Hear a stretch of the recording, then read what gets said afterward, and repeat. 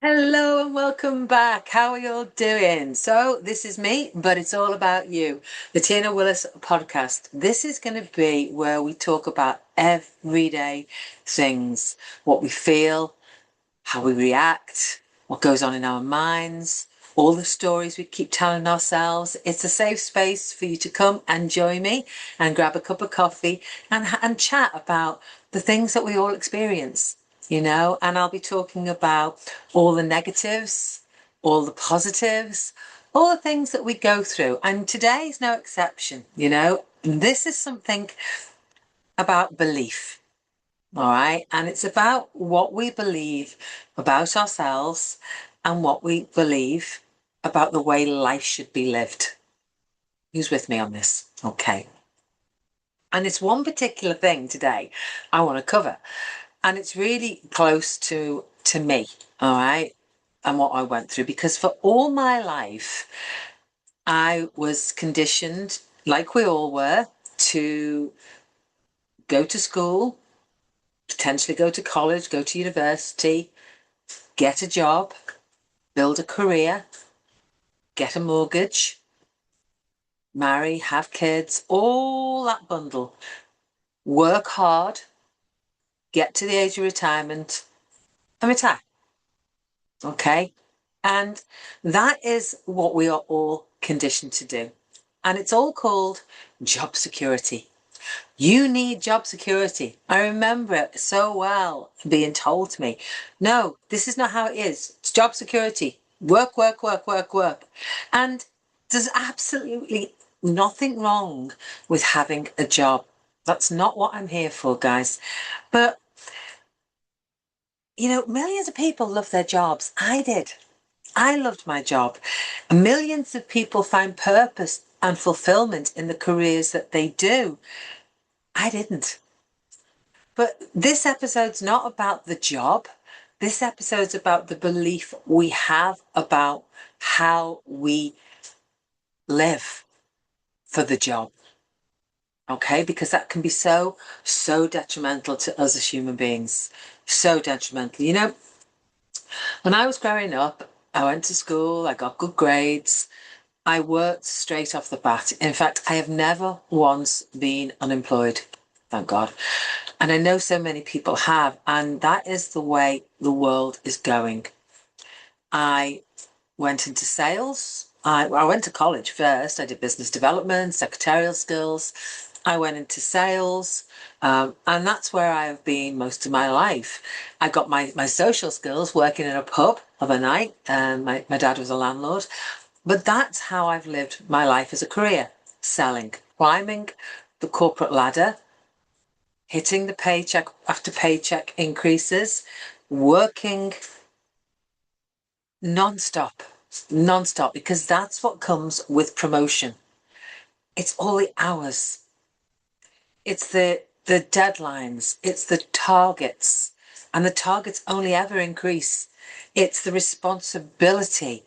And it's believing that loyalty to a company equals security. So many people think that. Have you ever noticed that the people who work the hardest are often the ones most afraid to lose what they've built? And also the restrictions on people.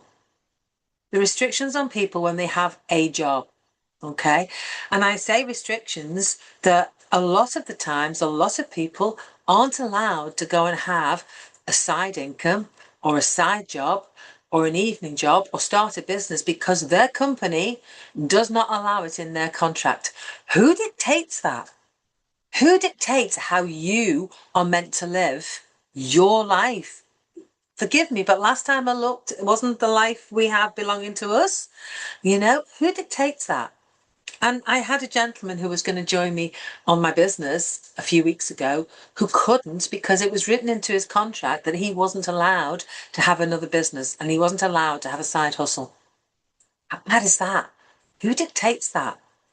So when I left corporate life, when I became burnt out, when I started my business and I eventually quit corporate life and walked away, at first when I had the burnout, I was ill. Okay. And I was off work for a while, recuperating, and I was getting bombarded by hierarchy. When you're coming back to work, when you're coming back to work, when you're coming back to work. I was signed off. I had some lovely messages from colleagues and lovely messages from my manager, but the hierarchy, that was where it got tricky. But when I quit corporate life, I remember receiving a message to say, we're sorry about your burnout and we won't let it happen to anybody else. We realise that the £10 million target you were given year on year and only ever increasing, was too many hours for you, too many this, too many that, and the list goes on. And when I left, I found out that the three other colleagues in my team, they split my 10 million target with those three other colleagues. They didn't employ anybody else. They didn't replace me. They just put extra pressure on other people. That made me feel terrible. And then I thought, no, why am I feeling terrible? It's not me who's caused this. It's the people in that company who have done that. And needless to say, many of them now have left and gone to other careers. Many have been made redundant, and the company changes. That's what PLC companies do. They restructure, they change positions. It's a get out clause for them. They'll remove a job, a title, and then re-employ under another title. That's what they do, and people who gave everything to the companies that they work for are starting to realise that the company isn't family. The company isn't security, and it's not being bitter, it's just being factual, and the realization is that your salary isn't security, it's just your current source of income, because there is no such thing as security anymore. And I realized that the hard way. I realized it the hard way. I gave everything to the company and the business, and I love my job. But when I think about how I was living at the age of 57, all those years of the corporate rat race and Groundhog Day, I realised that the more I climbed the corporate ladder, the less time I was living. The more I was earning more money, the more hours I was doing, the more tax I was being charged and paid. What was I doing it for? To become burnt out? To become ill? To never see my family? To be ships that passed in the night with my hubby? Was it really worth it? No, no. And to lose myself, to find that break in me, that I'd lost who I was it worth that corporate life? No, it wasn't. So 6.5 years ago, I made a decision, okay? And I started an online business. And I wanted to really touch on this today because I wanted you to know where I come from, how this mindset journey of mine has changed me. But I started my online business. It wasn't that I wanted to get rich. I wanted to escape corporate life, yeah. I'd had enough. But I just wanted to create a good income, live a good life. I wanted options. I wanted choices about how I was going to live. Because let's face it, guys, I was 57. I thought I was too old to do anything, but I didn't want to live another 10 years in that corporate rat race and get to the age of 67 and have little or nothing to show for it. And when I look back to my youth, when I partied hard, it was the 80s, it was 60 back then, retirement age for women. It's now 67. And the only way it's going to go is up. It'll never go down. So I wanted that choice. I wanted another income stream because I knew that my future couldn't be dependent on a company that had left me burnt out.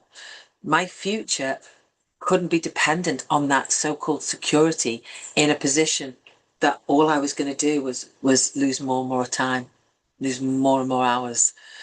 And I had to make that decision about my life, about the person I wanted to be, about the person I wanted to become. And the fact is that when I started working on me, and this is for all of you, when I started to work on me and all the sadness and the fear and the doubt and the worry that was inside of me, I realized that I hadn't just found myself again with my online business, with this opportunity that I share every single day. I realized I'd found a better version of myself. Maybe a version that was always inside of me, but was always stifled by what everybody else expected of me and what I was conditioned to do from a young age. You know, and I had a wonderful upbringing. I had a wonderful family, I still have. You know, I lost my mum and dad a while ago. I lost my sister 3 years ago. My elder sister is my best friend. You know, my hubby is my rock, my kids, my grandkids, they mean the world to me. But none of that would have been as important as it should have been if I hadn't found myself and found and realised that the job was just a job. It was just a source of income. There was no security. There was no loyalty from anybody. There was no, Tina's amazing, I'll never get rid of Tina. I was just a number. But I didn't realise it then. I thought I was irreplaceable, like many people do out there, you know? So I want you to ask yourself, what would you do if your income disappeared like that tomorrow? You know, how many months could you survive or be comfortable on what you had in savings? What options have you put in place for yourself? What options have you created for yourself? You know, and are you relying on that one plan, that one plan A that you're in? Are you relying on that? Are you being dictated to about how you should live your life? You know, are you fearful of stepping out of your comfort zone? Are you doubtful of anything you see in the online space? Are you worried about doing something new? What if I fail? What if it's not for me? What if I don't make it? Because of everything everybody has ever told you throughout your whole life? What is your plan for you? Because here's the thing, and this is something I've realized, that everything we do, everything we feel, everything we say, every time we react, it's not from anything external, it's from everything internal. It's how we react and we feel that creates our story. It's about who's the person you want to be. How do you want to show up for your life? Because at the end of the day, it is your life, you know? And what about creating choices? What about those choices? Because choice creates the freedom that every living human being should have. You know, and freedom creates something so much more important. And I know that many of you have just listened to that will be thinking, oh yeah, financial freedom, great. But it's not. That's not the most important thing that freedom creates. Freedom creates peace of mind. You know, the financial freedom is given with my online business. That's given as long as you remain consistent, as long as you persevere, as long as you push through and have a big why, which I have. And that big why changed. My big why started as getting out of corporate life to regain my health, to have time with my family, to travel more, to live a life that's got peace and happiness and find me again. And I've achieved all of that. My biggest why now is the people who join my business with me, the people who trust me, the people who come on board and change their lives, the smiles I see on people's faces when I talk about mindset and law of attraction and what this business can do for you in social media and how you can leverage it to create that income for you. But it's not just that, it's how they change, how they become empowered, how they find out what they're capable of, and they smile every single day. Even when times are tricky, they realize that if they keep that energy high and they live from that energy, they'll find a solution instead of plummeting down into the depths of despair and negativity and fear, doubt and worry. It's how you react. And when you are in that energetic state, when you have that freedom, when you have that peace of mind, you can achieve everything. You can achieve anything that you will ever want. So all I would say today is that maybe, just maybe, the most secure thing you can do for your life is to stop relying on one source of income. Start paving the path for your future. Start looking at what your life could be like. Start looking at the balance of scales.